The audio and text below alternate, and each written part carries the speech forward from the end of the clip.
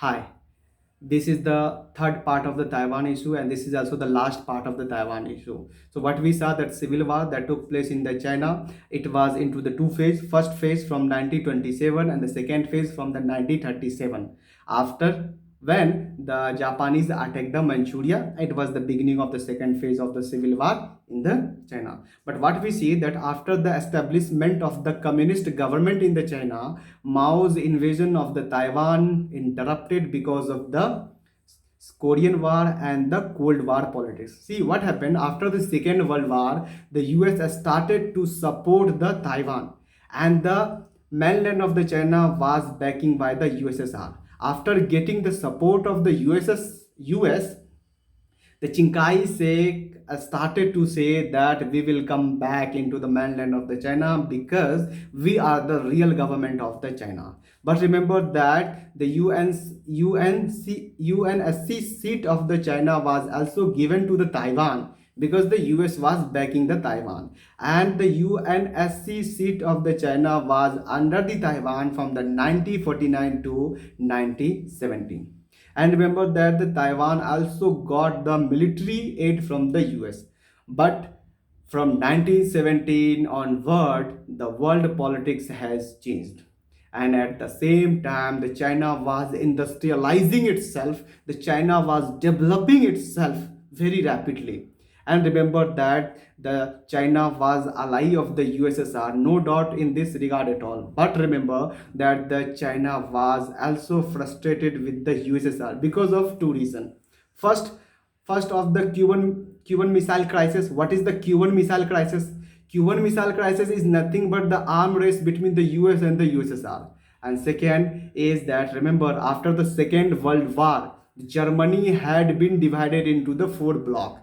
Even if the Berlin city of the Germany has been divided into the two part, eastern part and the western part. And remember the seven districts of the eastern parts were under the control of the USSR, and some more territory that were under the control of the USSR, such as the Poland, Austria, Czechoslovakia.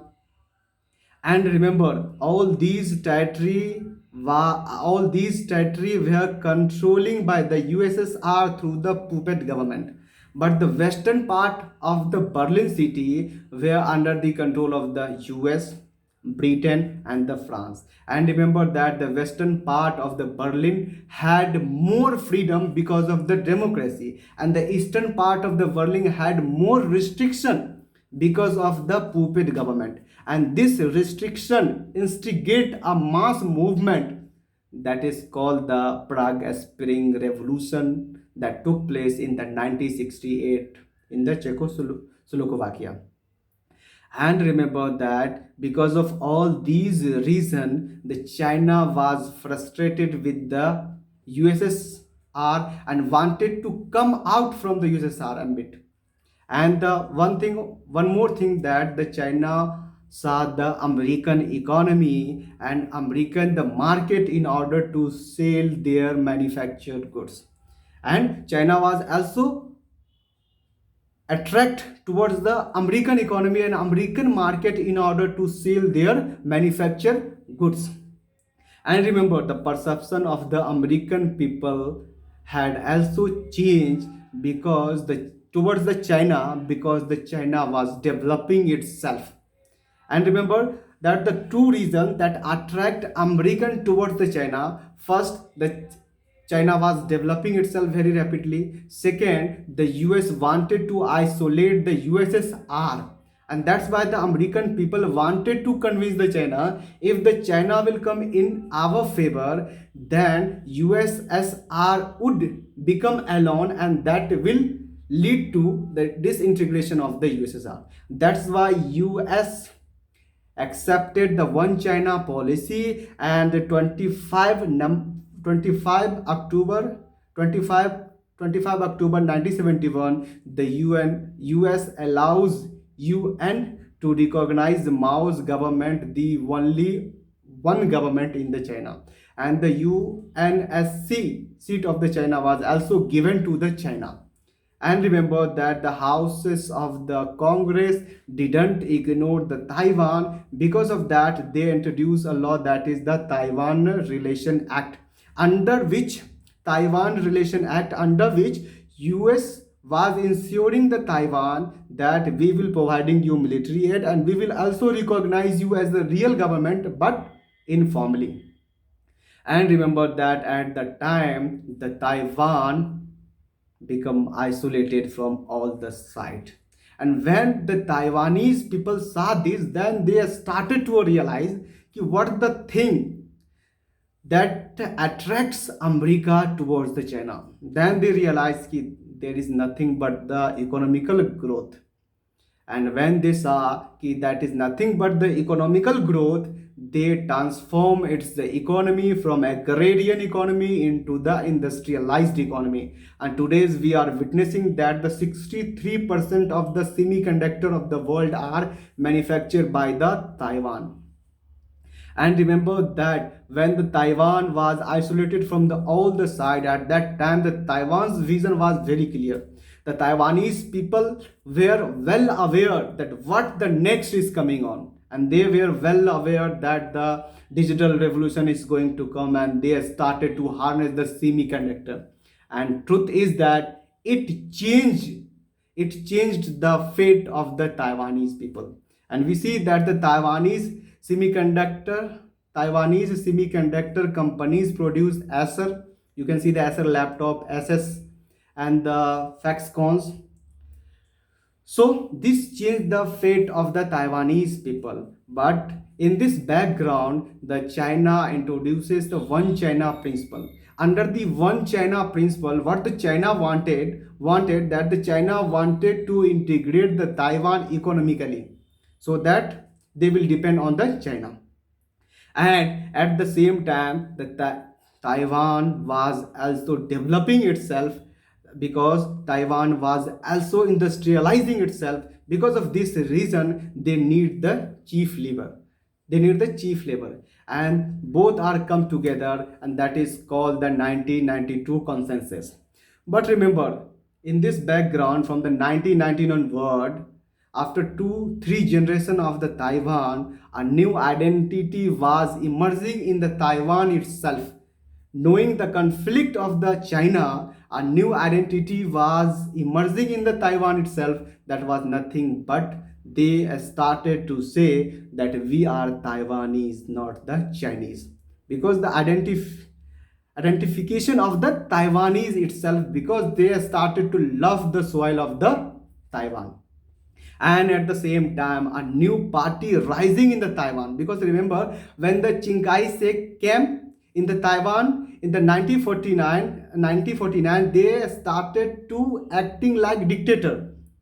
So a new party emerging in the Taiwan itself, and that party is the DPP, Democratic Progressive Party, and it introduces two concepts.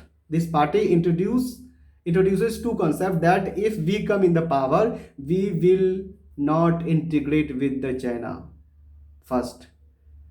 Second, we will introduce the democracy and the new generation of the Taiwanese in the favor of the democracy, and they also don't want to be integrated with the mainland of the China. And finally, from the 1996, DPP came in the power, and it rejected all the forms of the 1992 the consensus, and the China started to show the military muscles. And at the same time, the China also tested nuclears in the bay. But to respond this, the American came with the Taiwan, and America also started the military exercise with the Taiwan in the same way. Then the China got it that it is not going to be easy to integrate the Taiwan through the force. But remember that from 2005, when the Xi Jinping came in the power, it was the new China. From the 2005, it is called that it was the new China when the Xi Jinping came in the power, and it introduces the anti-secession law, under this law, the China wanted to reunification of the Taiwan, reunification of the Taiwan by using force. But remember, from 2005 to 2014, the more the China has started to show its the muscle power, the more the Taiwan become rigid. And it is the example, and it is the example of the sunflower movement that took place in the China in 2014. See what happened in 2014, that the DPP lost the election and the KMT party came in the power in the Taiwan. And when the KMT party came in the power, they were saying that we are going to a free trade agreement with the China.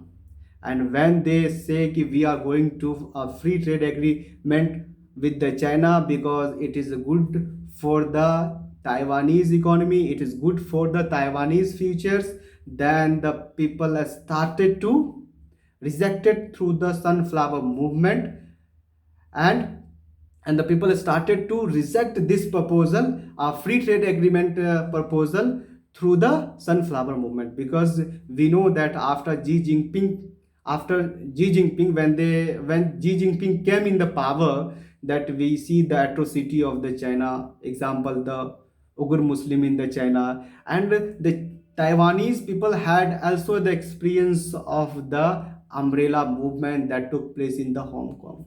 And because of this reason, Taiwanese people don't want to integrate with the mainland of the China.